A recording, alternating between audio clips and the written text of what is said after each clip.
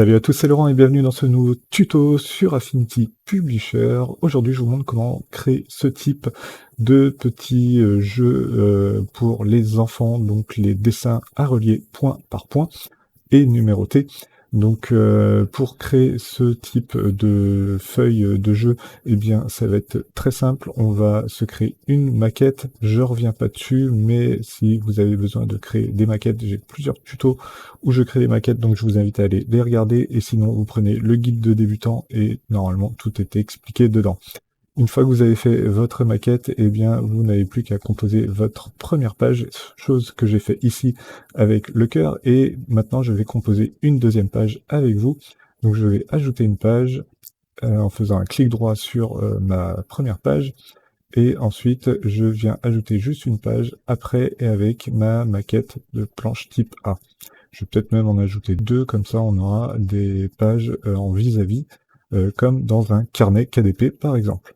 Donc ensuite, je viens prendre mon outil de forme étoile, par exemple, et je viens tracer tout simplement une étoile au beau milieu de ma feuille.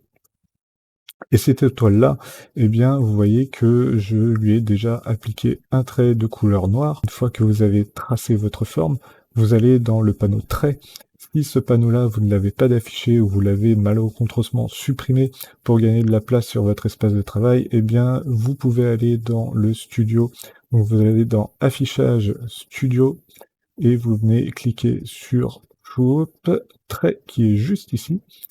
Et du coup, votre panneau s'affichera et en fait, par défaut, votre panneau il est configuré en style continu ou sans style, hein, si vous avez mis un fond. Et en fait, pour pouvoir faire ce genre de point, il faut vous mettre en ligne pointillée tout simplement. Et donc, vous sélectionnez bien votre forme. Ensuite, vous allez sur ligne pointillée et donc là, vous voyez que moi, mes points étaient déjà configurés, mais bien généralement, vous avez des tirets. C'est idéal pour le découpage, mais pour faire du point par point, ce n'est pas l'idéal. Donc, pour faire du point par point, il va vous falloir customiser ces tirets-là. Et en fait, quand vous allez tout mettre à zéro, sauf l'espacement qu'il y a ici, eh bien, vous allez obtenir des points. Et donc ces points-là, eh bien, selon la largeur de votre trait et l'espacement, eh bien, ils seront plus ou moins bien mis.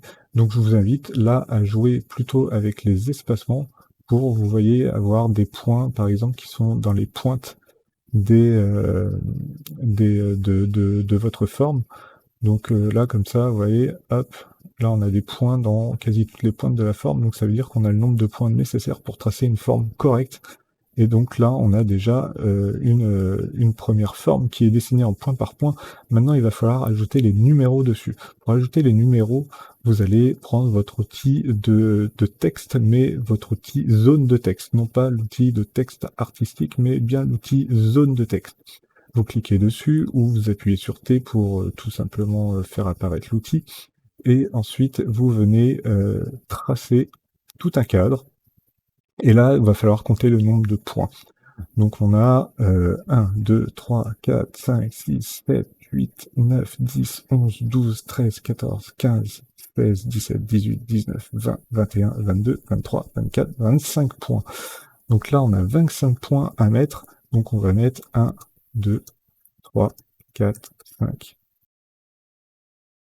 Donc là, on a mis tous nos numéros et donc on va pouvoir maintenant les placer tout autour de notre forme. Et pour ça, on va tout simplement venir réduire notre cadre autour du numéro 1. Le numéro 1, on va pouvoir le placer à l'extérieur de la forme. Et vous voyez, si je me rapproche, si je zoome avec mon contrôle et molette de ma souris, eh bien, vous voyez que je zoome dessus, et quand je zoome, j'ai des flèches qui apparaissent. Ces flèches-là, ça veut dire que je vais pouvoir relier, faire une suite texte lié. Et ce texte lié-là, vous allez voir que ça va vous faire apparaître donc la suite. Donc là, par exemple, j'ai le 2. Ensuite, je viens faire apparaître le 3. Donc là, c'est un travail manuel qui va être un petit peu fastidieux à faire.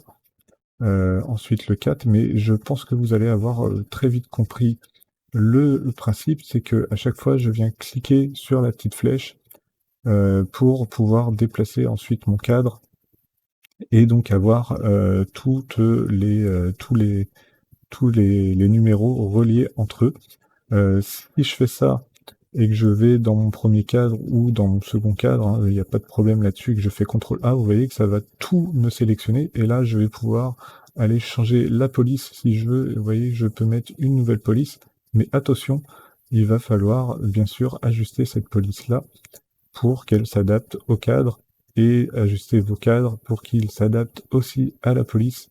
Donc attention quand vous faites ça, et soyez sûr de la police que vous allez utiliser. Voilà, voilà, hop, et voilà. Donc je pense que vous avez compris le principe, hein, je ne vais pas continuer ce dessin-là. Je vais maintenant vous montrer une deuxième méthode. Alors là, vous avez vu qu'on a fait notre dessin nous-mêmes. Bien sûr, on pourrait tracer tout un dessin à la plume et faire la même démarche. Vous voyez, hop, là, j'ai mon dessin qui est tout fait avec les points. Donc là-dessus, ça peut se faire très facilement. Et ce que vous pouvez faire aussi, c'est venir importer du vectoriel, du dessin vectoriel que vous aurez téléchargé depuis une banque d'images de données telle que Freepik ou Creative Fabrica. Et pour cela, eh bien, on va venir ouvrir un fichier vectoriel. Donc ici, je vais venir ouvrir un élément récent en .ai. Donc là, je l'ouvre, et vous voyez que quand j'ouvre un .ai, en fait, il fait comme si j'ouvrais un PDF. Donc je vais pouvoir l'ouvrir et l'éditer très facilement dans Affinity Publisher. Je fais OK. Et donc vous voyez que là j'ai bien le design by Freepik, donc c'est bien un élément téléchargé de Freepik. Et je vais pouvoir donc prendre une silhouette de dinosaure. Je vais même pouvoir enlever le fond, et je vais pouvoir prendre mon dinosaure ici par exemple, faire un CTRL-C, un copier, et venir le coller sur ma page, hop, dans mon document, et le placer sur ma page comme il faut. Donc ensuite, je l'agrandis en maintenant Shift et CTRL, et en faisant un cliquer glisser grâce au coin, grâce aux poignées qui sont dans les coins de mon cadre, et je centre bien ça sur ma page, hop, voilà. Et là, on est bien centré, on a quelque chose qui est plutôt bien mis en page. Et donc là, ce qu'on va pouvoir faire déjà, dans un premier temps, c'est venir, comment grouper des éléments ensemble. C'est-à-dire que ici, vous voyez que j'ai les pattes qui dépassent, j'ai peut-être aussi les griffes ici qui vont dépasser. Et donc, ça serait intéressant qu'on ait tous ces éléments-là tous ensemble. Donc, pour cela, on va faire une opération booléenne d'addition. Donc, c'est très simple à faire, l'opération booléenne d'addition. Vous allez voir, c'est que une fois qu'on a tout sélectionné avec Shift de maintenu, eh bien, on vient tout simplement cliquer sur le petit icône addition qui est dans la barre d'outils supérieure. Et là, on a additionné toutes nos formes. Ensuite, on va passer cette forme en arrière-plan, et on va conserver le sourire et pourquoi pas la petite joue rose ici, qu'on va passer dans un noir, hein, tout simplement, puisqu'on est en train de travailler sur du noir et blanc. Et ici, on va passer, pareil, notre dinosaure dans un trait noir. Donc on lui enlève le fond, et on vient lui appliquer un trait. Voilà. Tac. Vous voyez que par défaut, Affinity Publisher m'a mis des tirets à bout, aux extrémités coupées. Donc attention, quand vous avez ça, faites bien attention à être en extrémité arrondie, c'est ça qui va vous donner vos points. Donc vous repassez en extrémité arrondie dans vos traits, et ensuite, dans les tirets, vous venez mettre 0 ici, et vous venez jouer sur l'espacement. Donc là, je suis dans ma case, et puis avec la molette de ma souris, eh bien, je viens rajouter les points. Donc vous voyez là, vous pouvez mettre plus ou moins de points, hein. Là, on est sur une forme un petit peu plus complexe, donc n'hésitez pas à mettre des points. Faites là aussi attention, comme je vous l'avais dit, vous voyez juste ici, on a des petites erreurs qui se sont glissées. Donc ici, on pourrait, pourquoi pas, enlever ce trait-là. Et donc pour enlever ce trait-là, ce que vous allez faire, c'est tout simplement ouvrir la courbe, voilà. Et vous allez venir sélectionner cette courbe-là. Hop. Elle doit être quelque part par là. juste ici. Là, vous venez modifier tout ça très facilement. Tac, vous faites ouvrir là aussi la courbe. Et vous pouvez venir voilà, modifier ça pour ensuite n'avoir que des points bien répertoriés. Et là, vous voyez que vous avez dessiné très rapidement un dinosaure en point par point. Il reste plus maintenant qu'à mettre les numéros. Et ça, vous avez vu la démarche juste avant dans la petite étoile. C'était un dessin très simple à faire. Donc là maintenant, à vous de compter les points et à vous de mettre les points tout autour. Donc je rappelle la méthode, outil texte, on vient noter notre suite de nombres, 3, 4, 5. Ensuite, on réduit notre rectangle de zone de texte au numéro 1. On place le numéro 1. On zoome. On vient prendre la petite flèche qui est à droite du cadre de texte. Et ensuite, on clique et on glisse. Et donc là, vous pouvez ajouter vos numéros tout autour du dessin. C'en est tout pour ce petit tuto, j'espère que celui-ci vous aura plu et vous aura été utile. Si c'est le cas, eh bien laissez-moi un petit commentaire et un petit pouce levé en l'air pour référencer la vidéo.